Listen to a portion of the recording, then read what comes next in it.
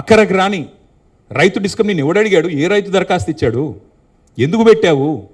ఇది రైతుల్లో అనుమానాలు రావా? నువ్వు మోటార్లకు మీటర్లు పెట్టే బ్యాచ్ అని పక్కా తెలుసు రైతులకి. ఎందుకంటే మోడీ గారు ఏమంటే నువ్వు అది చేస్తావు. పైన మోడీ ప్రభుత్వం, ఇక్కడ జోడీ ప్రభుత్వం, ఇద్దరు కలిసే ఉన్నారు, కలిసికట్టుగా నడుస్తున్నారు. అలా అనుమానం కూడా అక్కర్లేదు.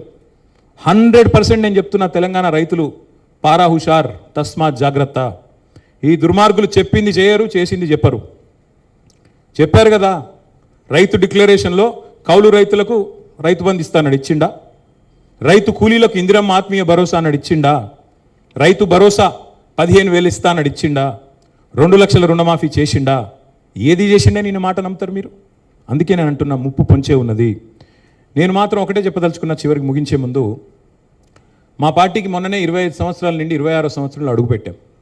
అట్లాగే తెలంగాణ 12 ఏళ్ళు నుండి 13 సంవత్సరంలో అడుగుపెట్టింది.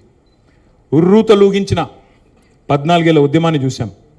అభివృద్ధి పరవళ్ళు తొక్కిన ఒక 9.5 ఏళ్ల అధికార ప్రస్థానాన్ని చూశాం. గత 2.5 సంవత్సరాలుగా ప్రభుత్వాన్ని ప్రశ్నిస్తూ, నిలదీస్తూ మరి ప్రతిపక్ష పాత్ర కూడా మీరు చూశారు. ఈ 25 వసంతాలు పూర్తి చేసుకోవడం అంటే మామూలు విషయం కాదు ఒక రాజకీయ పార్టీకి. తెలుగు నేలలో 2 పార్టీలకు మాత్రమే ఆ ఫీటు ఇప్పటికి సాధ్యపడింది. ఒకటి ఎన్టీ రామారావు గారు స్థాపించిన తెలుగుదేశం పార్టీ, ఇప్పుడు 40 ఏళ్ళు నిండింది అనుకుంటా, 42-43 ఏళ్ళు నిండింది అనుకుంటా. మా పార్టీ 25 ఏళ్ళు నిండింది. జగన్మోహన్ రెడ్డి గారి పార్టీ కూడా 12 ఏళ్ళు 10 ఏళ్ళు అయినట్టుంది.